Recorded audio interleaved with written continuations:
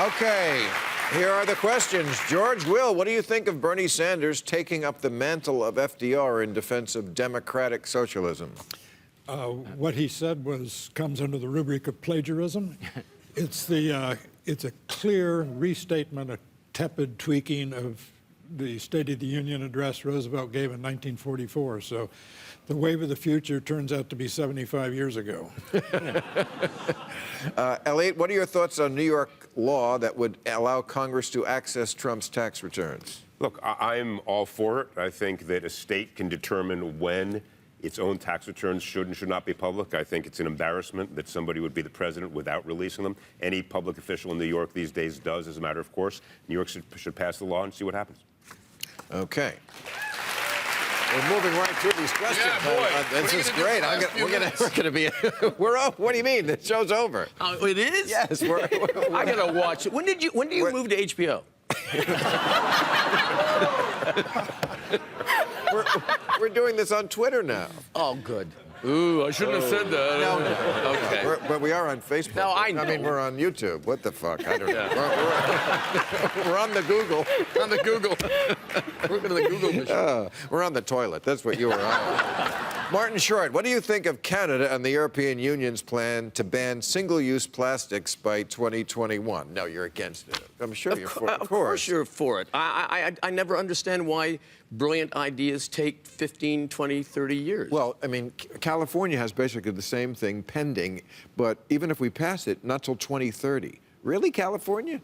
Progressive California, seat of the resistance, you can't do better? That's why America, George, you're a historian. Why is America like I've fallen and I can't get up?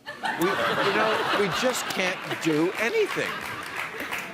We built the Empire State Building in the Depression. In the Depression, sure. 410 days. Yep. We built the. Is that right? We built Yes. the 11 Pentagon months. during wartime in 16 months. You can't get the. Yes. You can't negotiate the environmental and racial set-asides in 15 months now. During World War II, did we not ban cars? I mean, stop building cars, Yes. except for military use? Yes. All the Can you imagine doing that today? That kind of sacrifice? That kind of mobilization? Saying, okay, no more cars. Yeah, no. You know what? We need the factories for planes and tanks. No more cars. Bill, this will come from a nice liberal Democrat. Sometimes there's too much due process. I think George would agree with that, right? I mean, there's too much due process. Nothing important gets done because everybody has a way of stopping things that are important. And too much petty regulation. A great New Yorker, Senator Pat Moynihan, one of my very best friends, said America used to be a society that rewarded people who did things. Now we reward people who stopped things. Right. That's, I've always said I'm a Moynihan Democrat. Exactly right. Exactly right. Do I have any more questions for me? No, you can go. Give him mine. No, but I just want to hear him talk. Yeah, right. Well, you ask him a question. What do you? I mean, I have a million things I could ask you. No. I want to go to your prepared text. No, this is not my. These are questions from people. Bari Weiss, will the protesters against Hong Kong's proposed extradition bill be successful? I don't know if they'll be successful, but the fact that what's 1 going in on in 7 Hong Hong Kongers has been Right. taken to the streets to defend democracy against, I mean, it's a complicated situation, but essentially defending democracy against Xi and China. And the fact that no one here seems to care about it, that the president of the United States, who's supposed to be the leader of the free world, to my knowledge, has said nothing in support of those peaceful protesters. It's a shanda, as we say in Yiddish. It's ridiculous. Gee whiz. Get it? Gee whiz. I get it. That's our Shandy. I get it. All right, I got to. Let me say one last thing. It is fascinating to me Wait, plastics that or it's Hong not about Trump. Who cares about Trump? Trump is the con man. He was voted for Democrat most of his life. It's everyone else. That's what's Right, the enablers. The ones that will be judged Mitch McConnell, by history right. in the most depressing way. Yeah. Mitch McConnell, listen, he not only is confusing, but this is a man who in his entire life never took a good picture. No. Can we come back to Hong Kong for a minute? Because I can't match that one. I actually think what's going on in Hong Kong is a remarkably affirmative, wonderful thing. It is. Because it is maybe the Right. first sign that China is being seen for what it is, which is one of the most repressive, autocratic regimes in the world. And I think it's about time people saw that. I mean, I think what's going on in Hong Kong is great. Yeah, but And it might that's succeed. because It they're might not- That's great, but can you Yeah. believe that our government's doing nothing to they're try not, and they're not going to rhetorically- win. And so here's going to be another defeat for democracy. Here we are in 2019, and democracy is in retreat all over the world. But All it right. shows And- there's organic opposition, which is a wonderful thing. It will succeed in the long run. We like everything organic here in California. So I read that you turned down the part in Dumb and Dumber. Now, I never saw the movie because I didn't want to ruin the book. I did it. You did. You could have been the Jim Carrey part, Jeff. I was too all. It was. All, I read the script. I thought this is too highbrow. What a shame. I know. I would have been. I wouldn't be here with you people. I'd have my own island. But all actors have one of those, at least one of those. Absolutely. Burt Reynolds has like 10. I Burt know. Reynolds turned on In like terms of every endearment. Yeah. great movie in the 70s. Absolutely, You could be yeah. in The Godfather. You Yeah. could be in 3 Days with the Condor. You could be in the. Nope, I want to do But Smokey. Cannonball 8, I'm there.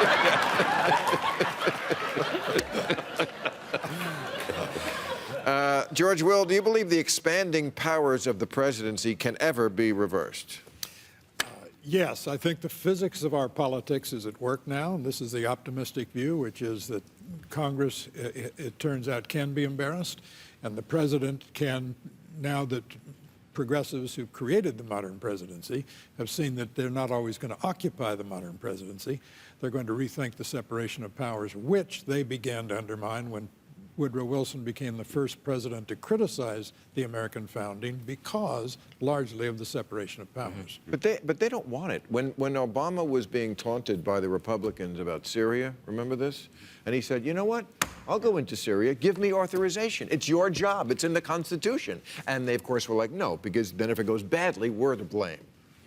But he went into Libya without anybody's wherewithal. Well, sure. But it's more likely to happen on domestic policies where the Democratic Congress is going to try to restrain Trump and regret that it gave President Obama all the powers he had. And courts are going to do the same thing.